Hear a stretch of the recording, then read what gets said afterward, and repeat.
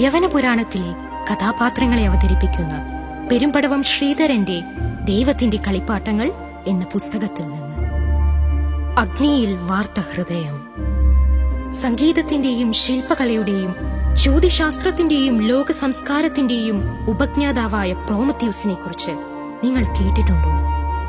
മനുഷ്യവർഗത്തിനു വേണ്ടി കൊടും യാതനകൾ അനുഭവിച്ച പ്രോമത്യൂസ് യവന പുരാണങ്ങളിലെ ഒരു അനശ്വര നായകനാണ്. ജലദേവതയായ ക്ലൈമേനിയുടെയും രാക്ഷസനായ അയാപ്റ്റസിന്റെയും പുത്രനായി ജനിച്ച ആ മനുഷ്യസ്നേഹി ചരിത്രത്തിൽ ക്രിസ്തുവിനു മുമ്പേ പോയ മറ്റൊരു ക്രിസ്തുവാണ്. പ്രോമത്യൂസിന്റെ ദുരന്തങ്ങൾ ആരംഭിക്കുന്നത് ഒരു ചെറിയ സംഭവത്തിൽ നിന്നാണ്. സിസിയോണിലെ ദേവാലയത്തിനു മുമ്പിൽ വെച്ച് ഒരു തർക്കമുണ്ടായി. ബലി കഴിക്കപ്പെടുന്ന കാളയുടെ ഏതു ഭാഗമാണ് ദേവന്മാർക്ക് കൊടുക്കേണ്ടത്? ദേവന്മാരും ഭൂമിയിലെ മനുഷ്യരും തമ്മിലായിരുന്നു തർക്കം. തർക്കം മൂത്ത് വഴക്കായി. അപ്പോൾ ആരോ പോയി പ്രോമത്യൂസിനെ കൂട്ടിക്കൊണ്ടുവന്നു. ബലി കഴിക്കപ്പെട്ട കാളയുടെ ഇറച്ചി ഒരു സഞ്ചിയിലും എല്ല് മറ്റൊരു സഞ്ചിയിലും കെട്ടിവെക്കാൻ പ്രോമത്യൂസ് അവരോട് പറഞ്ഞു.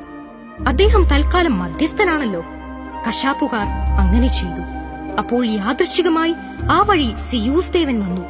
പ്രോമത്യൂസ് തന്ത്രപൂർവം സിയൂസ് ദേവനെ സമീപിച്ചു പറഞ്ഞു, സിയൂസ് ദേവ, ബലിയർപ്പിക്കപ്പെട്ട കാളയുടെ ഇറച്ചി ഒരു സഞ്ചിയിലും എല്ല് മറ്റൊരു സഞ്ചിയിലും കെട്ടിവെച്ചിരിക്കുന്നു. ദേവൻ അതിൽ നിന്ന് ഇഷ്ടമുള്ള ഒരു സഞ്ചി എടുക്കുക. ഈ തർക്കം അങ്ങനെയേ പരിഹരിക്കാൻ കഴിയൂ. സിയൂസ് ദേവൻ ഒരു നിമിഷം അന്തിച്ചു നിന്നു. രണ്ടു സഞ്ചികളും ഒരേപോലെ ഇരിക്കുന്നു. കാഴ്ചയിൽ ഒരു വ്യത്യാസവുമില്ല. ഒടുക്കം രണ്ടും കൽപ്പിച്ച് സിയൂസ് ദേവൻ ഒരു സഞ്ചിയെടുത്ത് കെട്ടഴിച്ചു നോക്കി. അതിൽ നിറയെ എല്ല്. ദേവന്മാർ ഇളിഭ്യരായി. മനുഷ്യർ സന്തോഷത്തോടെ ആർപ്പിട്ടു.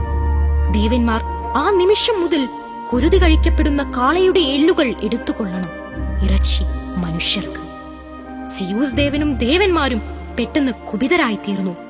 സിയൂസ് ദേവൻ രോഷത്തോടെ പറഞ്ഞു, പ്രോമത്യൂസ് എന്നെ കബളിപ്പിക്കുകയാണ് ചെയ്തത്. ഞങ്ങൾ അതിനു പകരം വീട്ടും. ഞങ്ങൾ ഇനി മനുഷ്യർക്ക് അഗ്നി നൽകുകയില്ല. അഗ്നിയുടെ അവകാശികൾ ദേവന്മാരായിരുന്നു.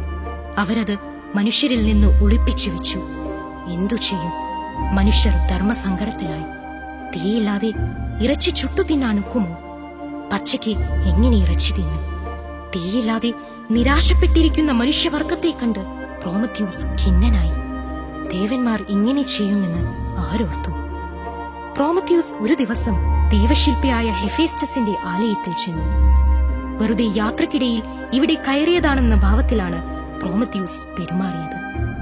ഹെഫേസ്റ്റസിന്റെ ആലയിൽ നിന്ന് ആരും കാണാതെ തീയെടുത്ത് പ്രോമത്യൂസ് സൂത്രത്തിൽ പുറത്തു കടന്നു. ആ രഹസ്യം എങ്ങനെയോ ദേവന്മാർ അറിഞ്ഞു.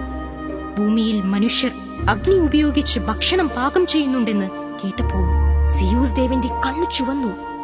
ആരാണ് ദേവലോകത്തുനിന്ന് അഗ്നി മോഷ്ടിച്ചത്? പ്രോമത്യൂസിനല്ലാതെ മറ്റാർക്കും അതിനു ധൈര്യം വരില്ലെന്ന് സിയൂസ് ദേവന് അറിയാമായിരുന്നു.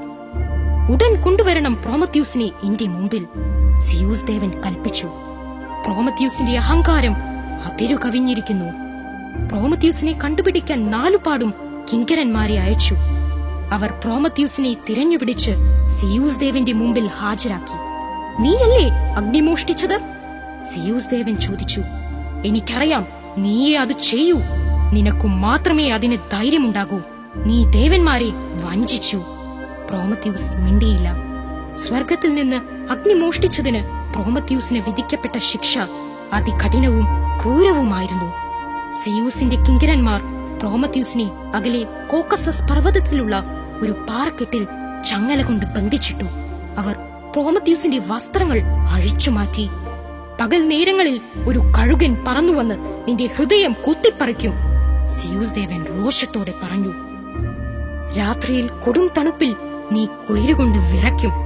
പകൽ നേരങ്ങളിൽ കഴുകൻ കുത്തിപ്പറിക്കുന്ന ഹൃദയം രാത്രികാലങ്ങളിൽ വീണ്ടും പൂർണ്ണ വളർച്ചയെത്തും. അങ്ങനെ 30 സംവത്സരം നീ അവിടെ കിടന്നു മരണവേദന അനുഭവിക്കും. കോക്കസസ് പർവ്വതത്തിന്റെ ചെരുവിൽ ചെങ്കുത്തായ ഒരു പാറക്കെട്ടിൽ ദേവന്മാർ ഇരുമ്പു ചങ്ങല കൊണ്ട് പ്രോമത്യൂസിനെ ബന്ധിച്ചിട്ടു.